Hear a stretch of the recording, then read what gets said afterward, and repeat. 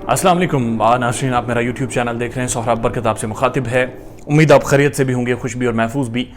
वजीह स्वाति कत्ल केस के हवाले से दो बड़ी इंपॉर्टेंट न्यूज़ हैं। बेसिकली ये जब मैं आउट ऑफ कंट्री था उस दौरान सेंड की गई थी, लेकिन चूँकि अभी तक मैं वो काफ़ी सारे कुछ डॉक्यूमेंट्स हैं उनसे गो थ्रू नहीं कर सका।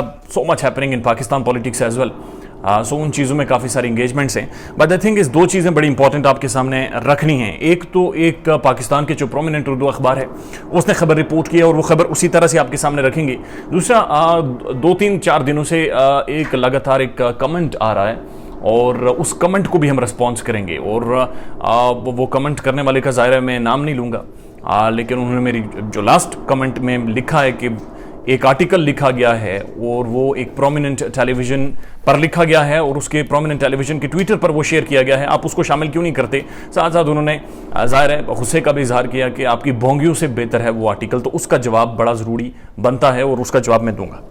पहली चीज़ ये देखिए, ये मेरे पास पड़ी हुई है। ज़ाहिर है मेरे पास एडिटर की सहूलत मौजूद नहीं है, लिहाजा मैं यहाँ पर आपको दिखा नहीं सकता। तो ये है जी पाकिस्तान के प्रोमिनेंट अखबार। अगर किसी को डाउट हुआ मैं भेज दूंगा इसकी कटिंग। वजीह स्वाति कत्ल केस, कोठी मुलजिम शोहर के भाई को वापस करने के खिलाफ पटिशन खारिज कर दी गई। एडिशनल एंड सेशन जज हैं साहिबजादा नकीब शहजाद, बेसिकली ये उनकी ये रूलिंग है, उनकी ये जजमेंट है। अब जो डिटेल ऑर्डर है वो मुझ तक नहीं पहुंच सका। ये जो रिपोर्टर्स हैं वो मुझे कह रहे हैं कि हमने आपको भेजा है बट समवेयर वो मिसप्लेस हो गया।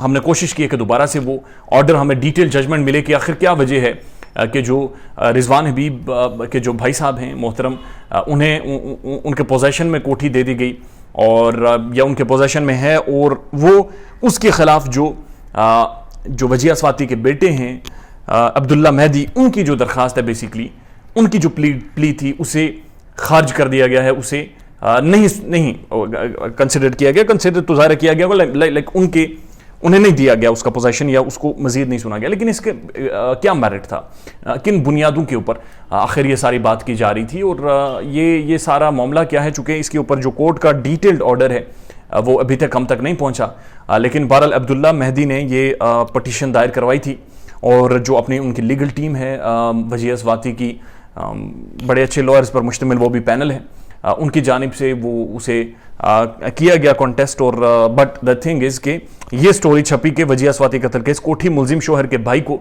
वापस करने के खिलाफ पटिशन खारिज कर दी गई है। अब ये बड़ा एक अहम मामला है। आप जानते हैं कि जब भी आप इस केस को देखते हैं तो गुज़श्ता तकरीबन कई वीडियोज़ में या जो भी हैपनिंग्स हुई हैं, जो रिपोर्टर रावलपिंडी कोर्ट से हमें रिपोर्ट करते हैं, बताते हैं, उनके मुताबिक ये मामला अगर इस्लामाबाद हाई कोर्ट में गया है तो कोठी को लेकर गया है, रावलपिंडी कोर्ट में चल रहा है तो कोठी को लेकर चल रहा है। कोठी घर इफ्तिखार खटक के मुताबिक 38 करोड़ रुपए की है। The case is revolving around this कोठी, दिस घर। बहरहाल और इसके अलावा कुछ रिपोर्ट नहीं हुआ, लिहाजा वो हम शामिल नहीं करेंगे चूँकि खबर छोटी थी। जो रिपोर्ट हुई उर्दू अखबार में वो आपके सामने रखना मकसूद थी। दूसरी चीज़, पाकिस्तान का एक प्रोमिनेंट टेलीविजन चैनल है, उसका ट्विटर है उर्दू में, चैनल उर्दू में, इंग्लिश में नहीं ऑपरेट करता, लेकिन उसका एक इंग्लिश में भी ट्विटर अकाउंट है। अब वो जो इंग्लिश में ट्विटर अकाउंट है वो वेरीफाइड नहीं है। 20,000 कोई उसके फॉलोअर्स है, मैंने जाकर देखा है, चेक किया है सारा। वहां पर एक साफ़ी का एक आर्टिकल बेसिकली छपा है, वो खबर नहीं है। अब ये जो भाई साहब तनकीद कर रहे थे, ये बात समझिए कि खबर और आर्टिकल में या ऑब्जर्वेशन में फ़र्क होता है। अब वो खबर नहीं है, वो एक आर्टिकल है और उसमें जिन साफ़ी ने कोट किया वो बड़े मोहतरम हैं और वो पाकिस्तान बेस्ड साफ़ी नहीं है, वो कनाडा में बेस्ड है, वो इस वक्त कनाडा में मौजूद है और उनका वो आर्टिकल है और वो आर्टिकल वहाँ पर उस चैनल की प्रोमिनेंट वेबसाइट पर मौजूद है, ट्विटर पर।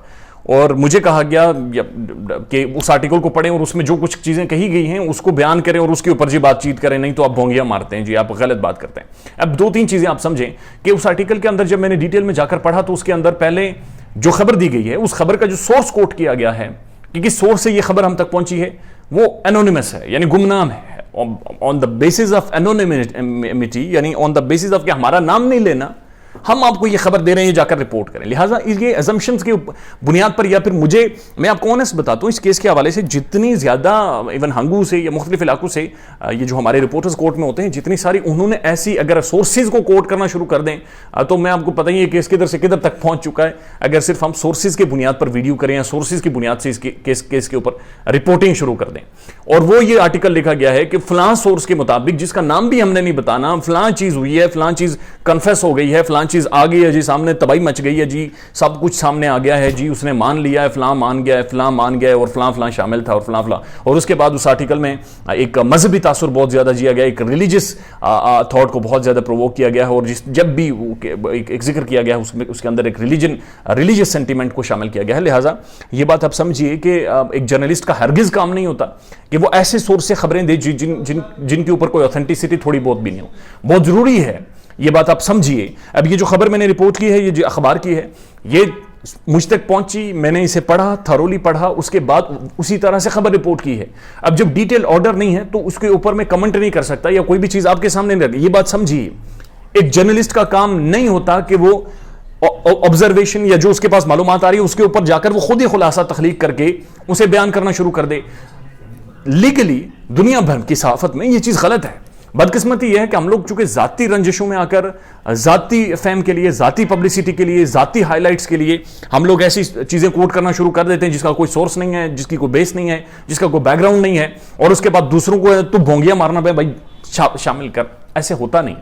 اب وہ جو ٹویٹر اکاؤنٹ ہے اگر وہ ویریفائڈ ہوتا میں پھر بھی شامل کر لیتا, اس کے فالوور ہوتے, بڑی فین فالوئنگ ہوتی میں شامل. اگر وہ بہت زیادہ ایکٹیو ہوتا, چونکہ ہم فالوئنگ دیٹ, وہ اتنا ایکٹیو بھی نہیں ہے, ہر منٹ کی ہر گھنٹے کی رپورٹ وہاں پر نہیں آ رہی, اپڈیٹ نہیں ہو رہی ہے. اور جس بڑے ٹی وی چینل کا وہ ٹویٹر ہے, اگر آپ اس کو اردو ٹویٹر جا کر دیکھیں تو ہر 10 منٹ کے اندر 10 ٹویٹس آتے ہیں. لہٰذا وہ ایک صحافی کا جو آرٹیکل ہے انگریزی میں ہے, وہ انٹرنیشنل, وہ پاکستان سے ایک تو وہ باہر ہیں, پاکستان کے اندر ان کے سٹیکس نہیں ہیں, سٹیکس تو ہیں ظاہر موجود نہیں ہے پاکستان میں بہرحال. اور سیکنڈلی اگر ان کا سورس کوٹ ہوا ہوتا تو پھر بھی میں ذکر کر دیتا کہ جی فلاں سورس نے کنفرم کیا ہے. اب کوئی سورس بھی نہیں ہے مینشن. اب جو جرنلسٹ صاحب ہیں بڑے محترم ہیں وہ پاکستان سے باہر ہیں, جو ٹویٹر ہے وہ بھی ویریفائڈ نہیں ہے نمبر 1, اور دوسرا اس پر اتنا زیادہ فالو اپ نہیں ہے. تو آپ کیسے کسی بھی چیز کو لے کر شامل کر سکتے ہیں, آپ کیسے اس پر بات کر سکتے ہیں؟ It come down of my philosophies کہ this is not the role of journalist. آپ لوگ کیا تصور کرتے ہیں اس معاشرے میں صحافی کا کیا کام ہے؟ ایک جرنلسٹ کا کام ہوتا ہے جو حقائق ہوں انہیں اسی طرح سے رپورٹ کرے اور اس کے بعد لوگوں کے اوپر چھوڑ دے کہ وہ کیا اس کے اوپر رائے بناتے ہیں, اس کے اوپر سمجھتے ہیں. ایک اینالسٹ, تجزیہ کار اور صحافی میں یہی فرق ہوتا ہے بیسیکلی. سو ہم اس کیس کو صرف رپورٹ کر سکتے ہیں, اور اس رپورٹنگ میں بھی اگر کوئی چیز اوپر نیچے ہو رہی ہے دین لیگل پروسیڈنگز ہو سکتی ہیں, ہونی چاہیے کسی بھی جرنلسٹ کے خلاف یا کسی بھی شخص کے خلاف. ذاتی تشہیر کے لیے یا ذاتی من پسند پروپیگنڈے کے لیے یا ذاتی کسی بھی مذہبی تھاٹ کو پروموٹ کرنے کے لیے نہیں. تو آئی اسٹڈی جرنلزم اور میرا یہ مقصد نہیں ہے. لہٰذا اس کیس کو رپورٹ وہی کریں گے جو کورٹ کے اندر ہوگا, جو جس کا کوئی لیگل ڈاکیومنٹ ہوگا, جس کی کوئی جسٹیفیکیشن ہوگی, جس کی کوئی بیسز ہوں گی, وہی رپورٹ کریں گے.